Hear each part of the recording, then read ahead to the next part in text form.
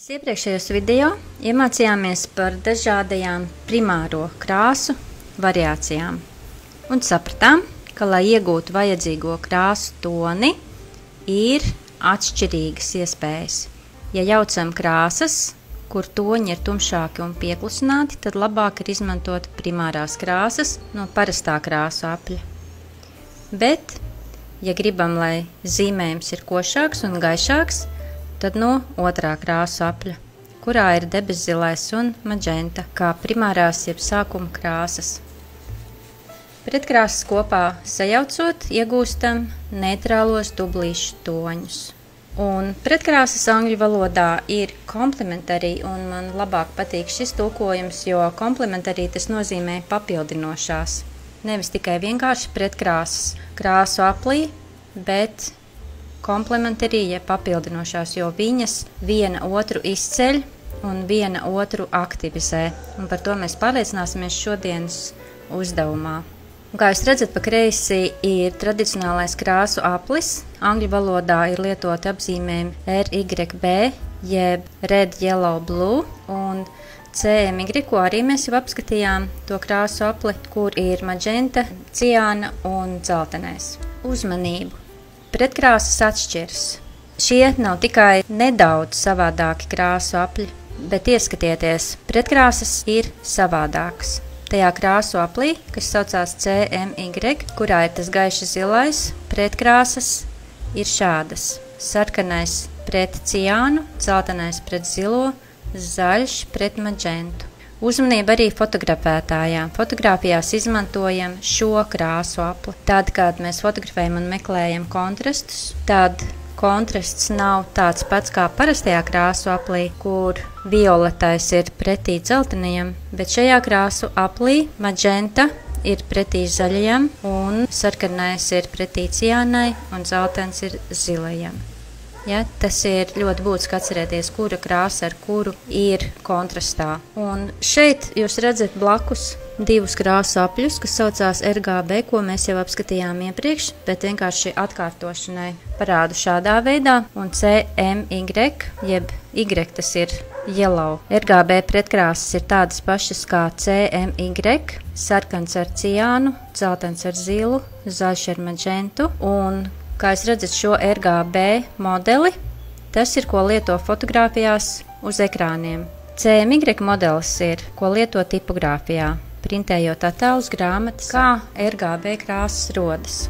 Tās mēs nesamaisam traukā, un RGB krāsas neatrodas krāsu kastē vai burciņās, bet šīs krāsas tiek ar gaismu spīdinātas. Cilvēka acu daļas, kas ir atbildīgas par krāsu uztveri, sauc par konusa šūnām vai fotoreceptoriem. Un šo te sistēmu, kas ir RGB, kas atrodas uz mūsu ekrāniem, sauc par aditīvu krāsu sistēmu, jo sarkanās, zaļās un zilās gaismas kombinācijas rada krāsas, kuras mēs uztveram, vienlaikus stimulējot dažāda veida konusveida šūnus. Varbūt pirmajā mirklī šī informācija var šķist sarežģīta, bet to ir ļoti būtiski saprast, jo ja vien mēs tikai zīmējam, tikmēr viss ir forši, bet tikko mums jāsāk šo zīmējumus fotografēt, printēt, parādīt, kā jau jūs to darāt, kā jūs Redbubblē un visur, kur citur uploadējat, un tad jūs nofotografējat un gribat izprintēt, vai arī nofotografēt un gribat parādīt Instagramā.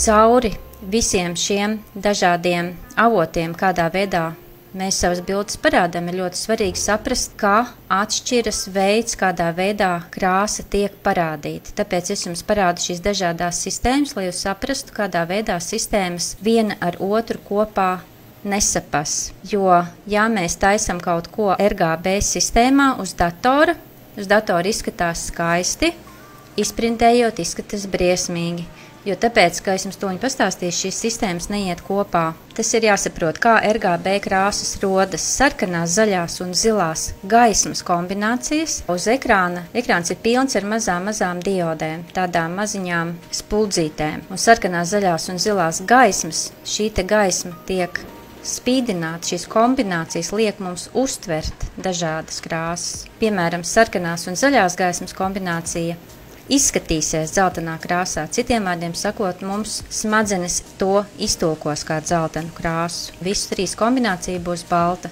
Tātad šo fenomenu izmanto ekrānos, un šīs krāsas tiek taisītas ar gaismu. Tās netiek jauktas ne buņģiņās, ne trauciņos, kā mēs to darām. Un tāpēc, no kā mums ir jāuzmanās, viens no galvenajiem RGB krāsu sistēmas ierobežojumiem ir tas, ka tā nav laba drukāšanai un printēšanai, kurā tiek izmantota savukārt cita sistēma, kas saucas CMYK, jeb saīsinājums no pirmie burti no krāsām ciāna, magenta, yellow, apzīmē melno krāsu. Tā ir tā krāsa, ko mēs liekam iekšā printeros, lai mēs varētu izprintēt. Tā ir tā sistēma. Tātad tā ir cita sistēma nekā, ko mēs redzam ekrānos. Par to man vajadzēja jums pastāstīt, jo tāpēc, kā rodas jautājumi, kāpēc printējot pazūd krāsas, vai arī kāpēc uz ekrāna izskatās labāk, izprintējot sliktāk, un visas šīs lietas. Tur visur jāredz ir, no kuras sistēmas uz kuru sistēmu mēs pārtulkojam tās mūsu krāsas. Viņas tiek pārtulkotas no sistēmas uz sistēmu. Ja nezinu šo te, tas rada ļoti lielu vilšanos, ka cilvēki izdrukā dokumentus no Microsoft Office vai pat fotogrāfijas, kas uz ekrāna izskatās ļoti skaistas, ļoti labas, bet izprintējot izskatās nepareizā krāsā. Turklāt dažādās ierīcēs bieži tiek izmantotas dažāda veida gaismas diodes. Tas nozīmē, ka vietālruņos, televizoru ekrānos vai pat monitoros netiek konsekventi parādīts viens un tās pašas krāsu koordinātas. Tas var radīt dažas unikālas problēmas profesionāļiem, kuri strādā ar precīzām digitālajām krāsām. Ne katrā ekrānā viss izskatīsies vienādāk. Un pārējiem pie praktiskās daļas uzdevums. Izkrāso vienu un to pašu zīmējumu pretkrāsās, lietojot tā saucamo tradicionālo krāsu apli, kas ir dzeltens, sarkans un zils, un CMY krāsu apli, kas ir ciāna, magenta un dzeltens, un izbauda procesu. Šie radošie darbi ļauj mums pilnībā izjust savas sajūtas, kuras jūtam krāsošanas brīdī. Mēs plūstam neapzinātā procesā, kurā labāk savienojamies ar savu dvēseli. Šī saikne labāk palīdz apzināties sevi. Parādīšu nelielu triku, ko var izdarīt. Vienkārši paņemiet to kā tādu interesantu iespēju. Es gribēju uzzīmēt bumbieri. Es viņu sameklēju šaterstokā. Tādu bumbieri, kādu es gribētu uzzīmēt un ko es gribētu noskatīties. Un no šī brīža priekšu ir divas iespējas. Vai nu tu noskaties un uzzīmē, vai arī var uzvilkt ar papīru. Uzzīmēšu un pēc tam ar papīru uzkopēšu virsū uz zīmēšanas papīru. Pēc tam viņu izkrāsosim kontrastu krāsās, jeb pretkrāsās. Un pēc tam vienkārši ņemam kopapīru un nokopējam. Mums vajag tikai siluetu. Tagad pēc jūsu izvēles izvēlēties, ar ko jūs krāsosiet, ar kādām šķidrajām krāsām vai arī ar zīmuļiem, pat vai plomstriem jūs varat krāsot. Kā jau es jums rādīju, uzzīmējiet kādu zīmējumu un vienu un to pašu attēlu, tikai mainot citas krāsas no krāsu apļa, izkrāsojiet. Es krāsošu tagad vienu to pašu bumbieri ar gošu krāsām, lai jums labi krāsojas, izbaudiet procesu.